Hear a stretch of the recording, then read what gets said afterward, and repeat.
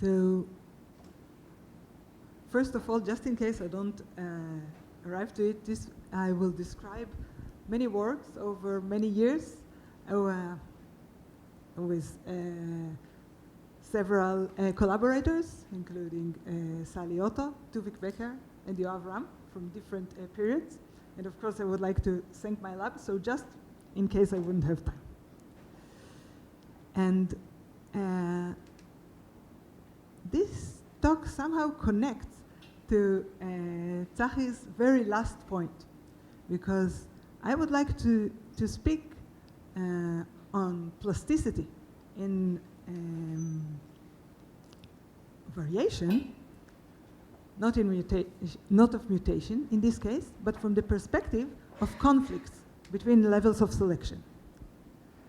That is, we'll consider the open questions of sexual reproduction and recombination, but consider what would selfish modifiers could do in this system, and some of the implications for adaptation, complex adaptation, etc., and this problem of noise in evaluation.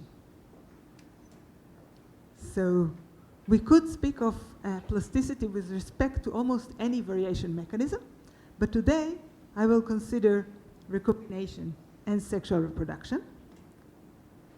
And we can think of three relevant levels of selection: the level of the gene, the level of the individual, and the level of the population, where usually we think of selfish genetic elements as elements that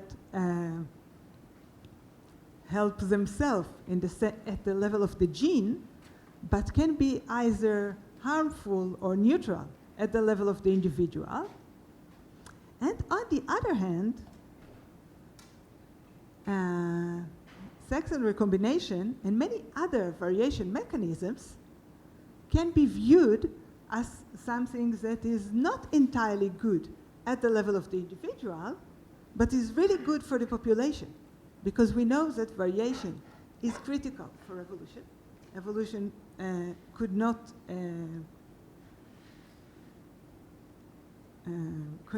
exist without variation. But then, for the individual itself undergoing variation, this is always a problem.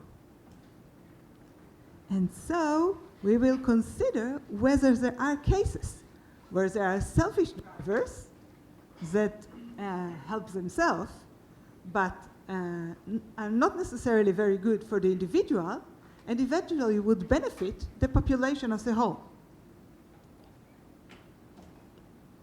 So the queen of questions in evolutionary biology, the problem of sexual reproduction and recombination.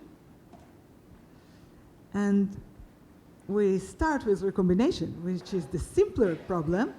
The problem is that recombination not only creates good and new combinations, it also breaks down existing genetic associations. And unfortunately, the existing genetic associations were generated by selection. So recombination inherently goes against the associations that selection has generated. And as I said, this is actually more general, because if we have an individual that survived in the current generation, why should it act to change its own genome? Where most changes are more likely to be deleterious, because this individual is the result of the act of selection. But the generation of variation is still crucial for evolution. So, could selfish elements help us here? Something that enhances its own proliferation, could it help the evolution of sex? And note that actually modifiers of recombination and sexual reproduction are very easily selfish ones.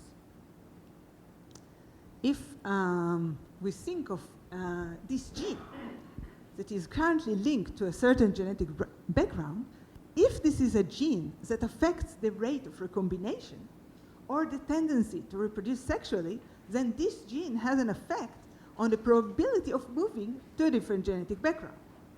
But then it can do so in the times that it is beneficial for the gene. That is, if it has some information to use.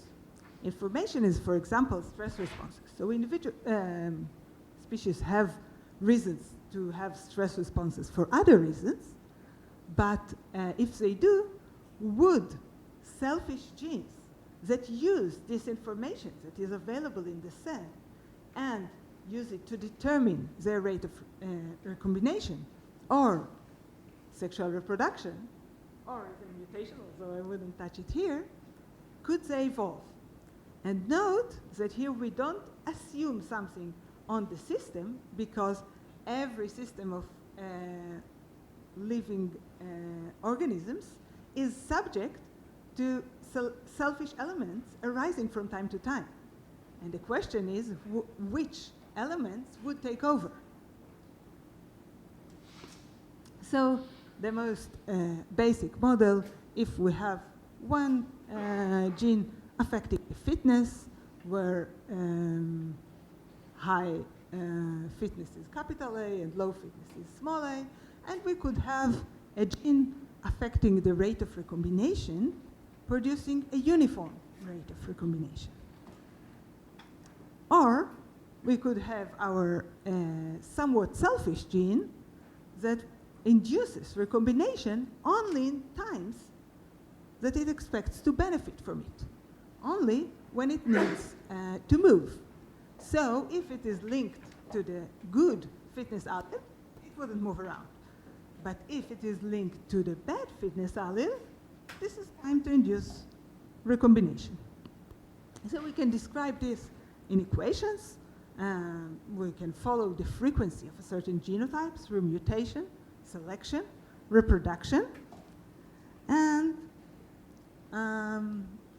this is really the simplest case, so we can actually describe the equations here, and we see mutation rate from capital A to small a above, and then recombination and selection, and these are completely classical equations of population genetics, with one difference, that we could have, instead of classical D, we have this delta that takes into account plasticity, that the rate of recombination is higher for the facultative element when linked with small a than for this same facultative element when it's linked to the capital A. As a result, we get an association between the good fitness allele and the selfish recombination inducing element.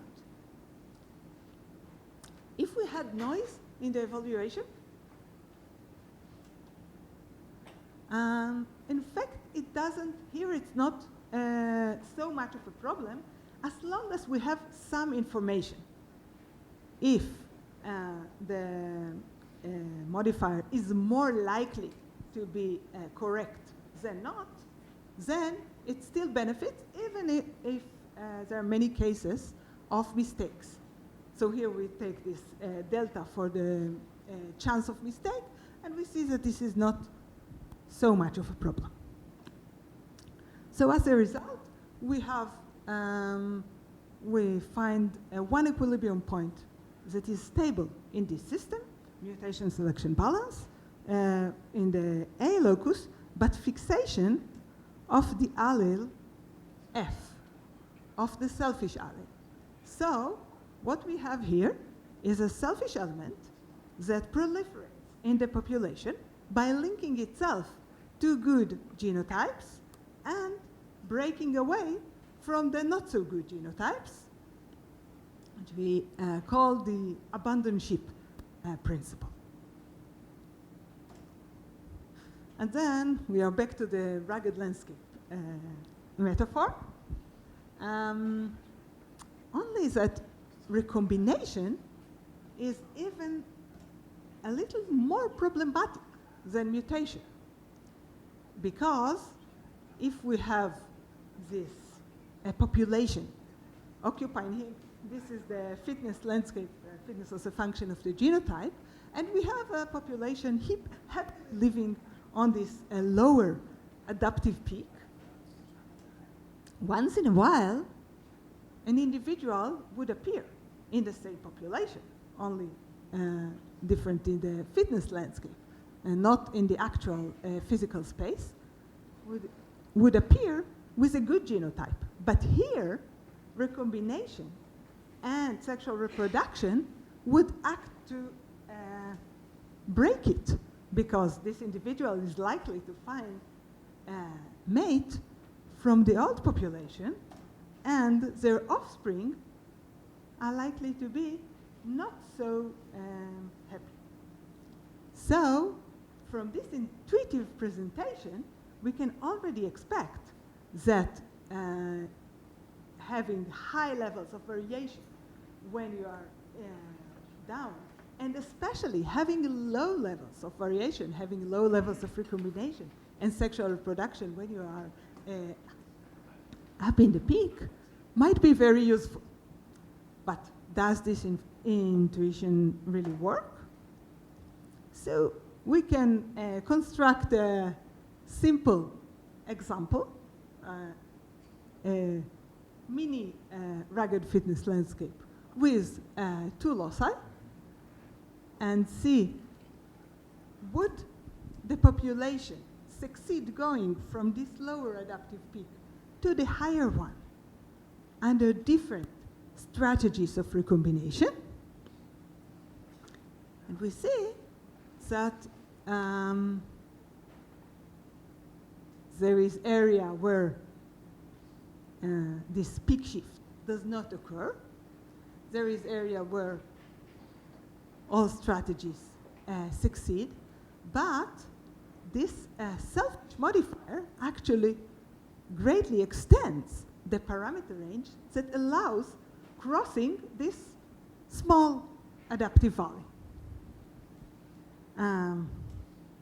So now we go to the same NK model that Tzachi presented earlier, and we would like to ask, okay, we have some intuition, we see that it works in this very simplistic case, but do these modifiers actually help in over rugged landscapes?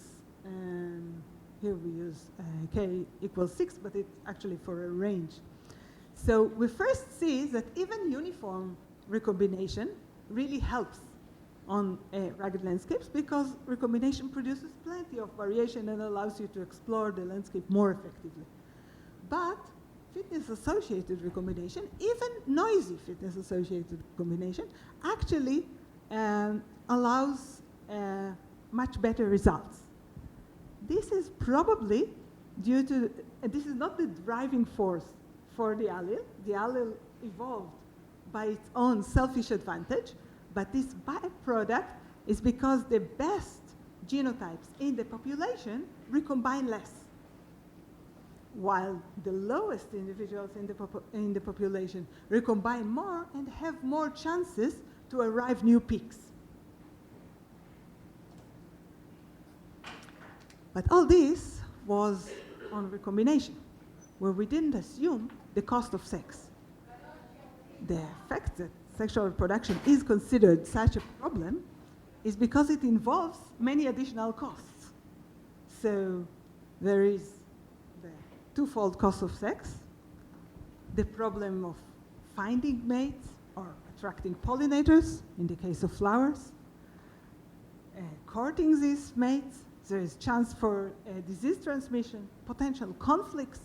It seems that sexual reproduction is much more of a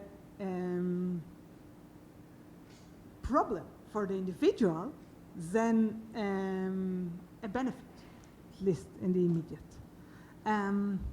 For those who don't remember, the major cost, the twofold cost of sex, compares a female that reproduces sexually versus asexually, and we see that while the one reproducing sexually shares the genome of her offspring, half of the genome of the offspring is from the father, and so on average it would have like 2 offspring, each of them carrying 50% of her genome, and then 4 grand offspring, each of them with a quarter. In contrast, an asexual female in the same population, even if behaving exactly the same in all other ways, would not share the genome of the offspring, and so would on average have 2 offspring and 4 grand offspring. And that means that very soon we would expect asexual reproduction to take over in many cases. And when we think of the evolution of sex, this is not only about the first steps, but also about how could sexual reproduction be maintained for long when asexual mutants can appear from time to time.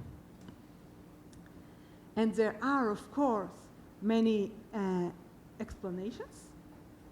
People consider the role of deleterious mutations, the role of adaptation events, the combination of deleterious mutations and adaptation events, but most of these models are based on the level of the population. So the advantages for the population are quite clear. But what would maintain this mode of reproduction, despite its cost, in the short term, is actually less obvious. And what is considered one of the most complicated cases is organisms that are capable of reproducing both sexually and asexually. Because one of the explanations to how comes that individuals reproduce sexually is that they lost all the machinery to do otherwise. But then there are quite a few organisms that do both ways, and so they confront this question almost every generation. They have both machineries, and now they need to decide. And now we return to our selfish modifier.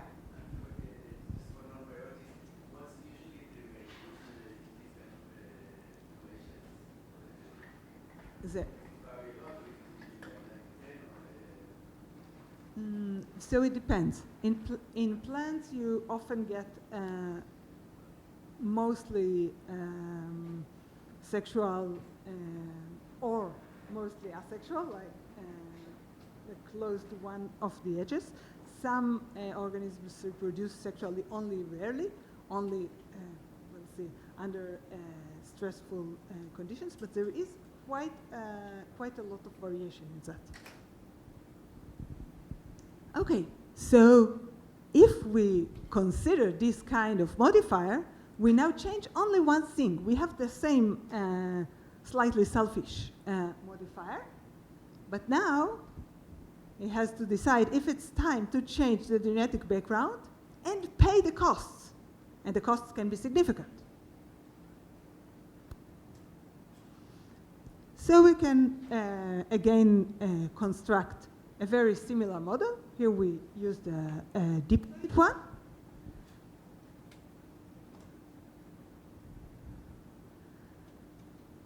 And we can describe the population from one generation to the next, undergoing selection.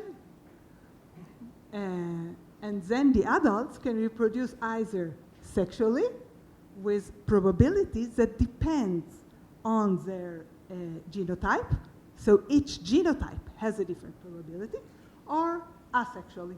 The ones that reproduce sexually go into the gamete pool, and offspring are produced either asexually or sexually, and then they pay the cost of sex. So this is the main difference from the previous case, in addition to the complication, that we can start considering the costs, and so costs of mistakes are also more important.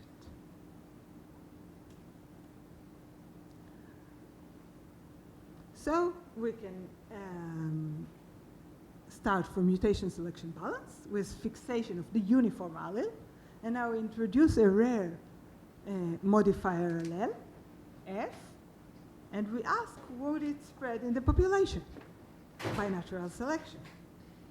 Or would the leading eigenvalue be greater than 1? And the most extreme case is actually very similar. If we have perfect information, then the strategy reproduced sexually when fitness is low and asexually when fitness is high actually evolves throughout the parameter range. This was really surprising at the beginning. The intuition is the same intuition of the abandoned sheep, but this time it includes the costs.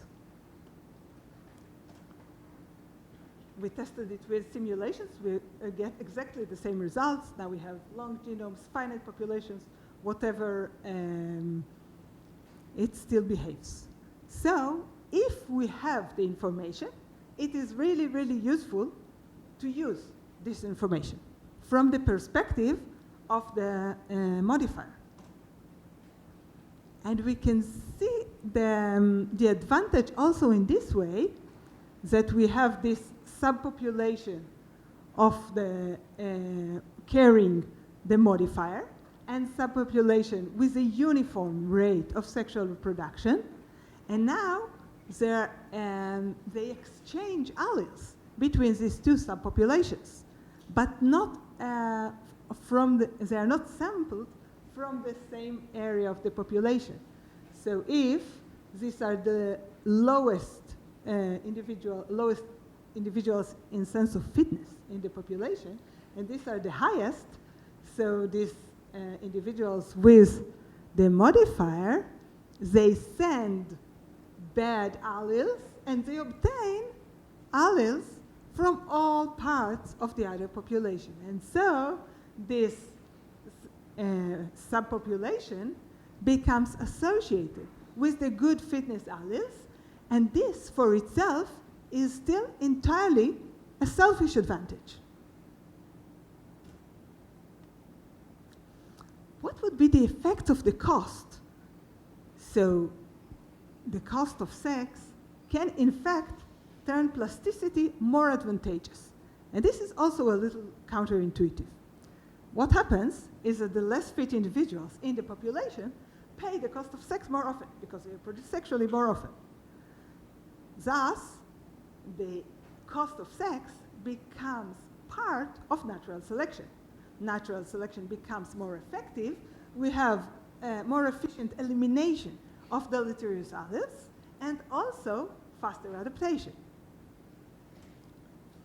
So if we look at this, this example of population evolving to a new, acquiring a new allele that is present at a very low frequency, we see that uniform sexual reproduction is much, much slower than any type of fitness-associated sexual reproduction. And this is, the effect is even more significant when the cost is high.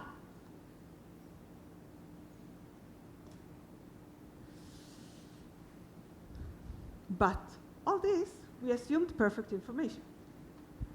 And some information is definitely available, but information is not perfect. And there's also luck in the life of organisms. And there is also noise in the evaluation of fitness in any other mechanism. So we know many cases where maladapted individuals feel well, get the lottery, and cases where well-adapted in the genetic sense, individuals are actually very miserable. One mechanism that produces that is development. All sorts of things that happen to an individual where it is very young can affect its perceived fitness, its ability to perform in the world without affecting its genotype. So, how would these selfish modifiers behave when information is limited?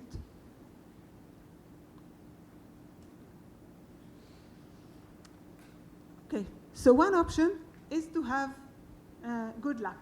We have individuals with low genetic fitness, but good luck or noisy evaluation, and so they would not feel stressed, and they would not increase recombination or sexual reproduction, and so the effective increase for the least fit individuals would be lower.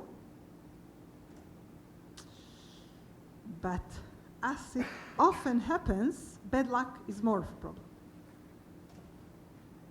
So when an individual is stressed, it can be the result of either bad genes or bad luck, and sometimes also mistakes in the process that reports the stress.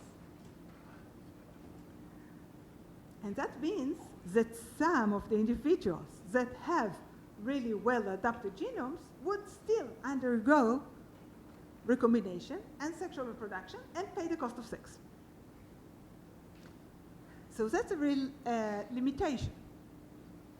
And we can ask, would the modifier be able to invade? That's actually good in this essence, right? Because otherwise the low genetic fitness will not find partners, but that's maybe necessary. So it depends on what, if we concentrate on facultative sexuals, then they can reproduce asexually when their fitness is really good, and sexually in other cases, and that was probably a transition phase. If we think of recombination, then you can imagine some individuals doing less recombinations than others within the same population, and even in some cases in different times in life, if the environment changes. So, if we look at the results of the previous model and we ask, would the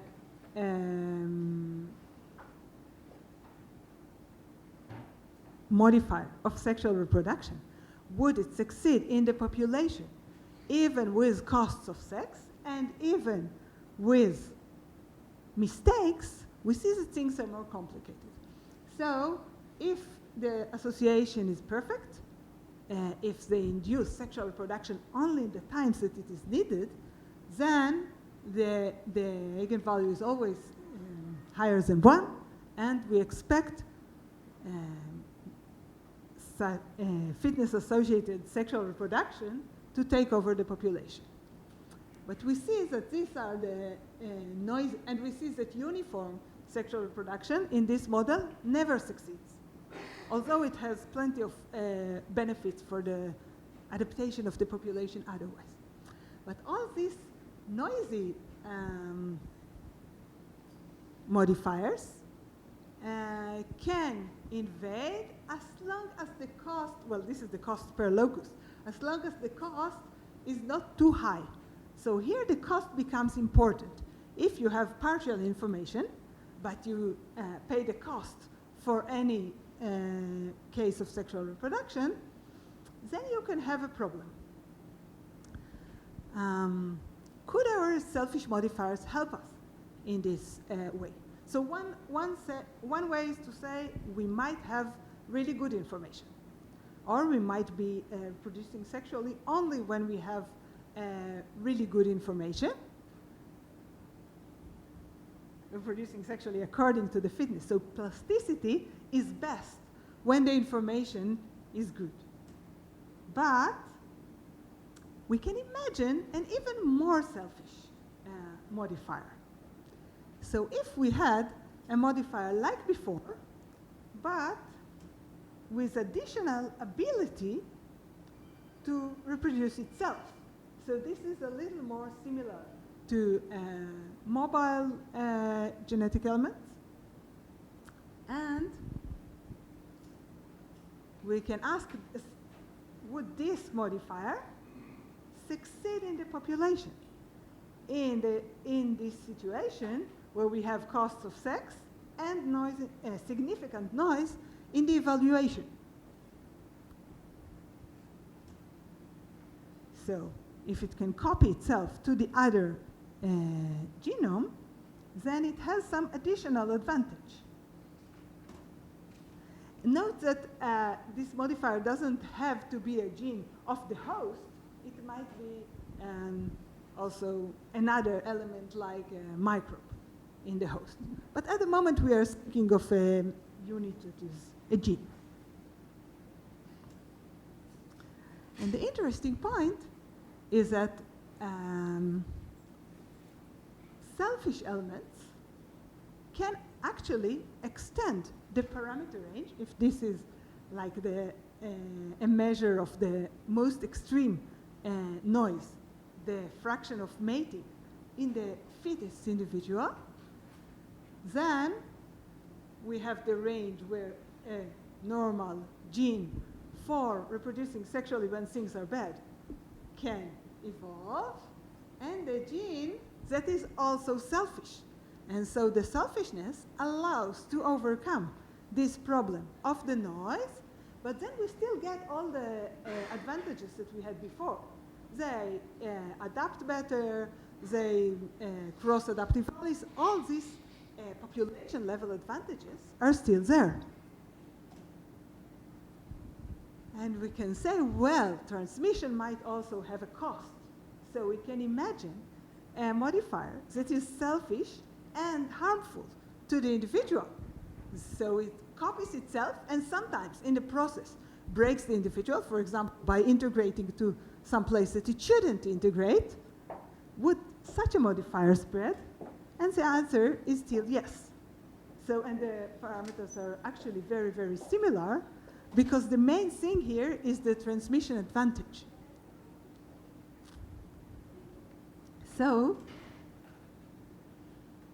I would just mention other two mechanisms that we are thinking of to handle the problem of the noise in evaluation, or the fact that information is limited.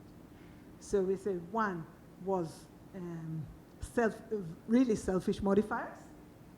Another is listening to others. So, well, voting is the thing that we seem to be doing all this year, but if an individual can increase the level of sexual reproduction in response to the stress, but also take into account the overall stress signal in the population, then we can have an advantage. Especially if when you are stressed alone, you are more likely to be mistaken than when everybody are stressed, especially if we consider a changing environment. So we could think of some combination of the stress level of the individual and the stress level of the population. And finally, we could think of other sources of information, and that really connects to the previous talk, because one important source of information is what happened to your parents. If you're stressed, but you know that your parents were stressed and your grandparents were stressed, then you might be more sure of your evaluation of the fitness, and it might be more beneficial to induce risky behaviors like sexual reproduction or mutation. So altogether, we see that there are cases where things that are beneficial at the level of the gene, like selfish elements, but not so good for the individual, still greatly benefit the population.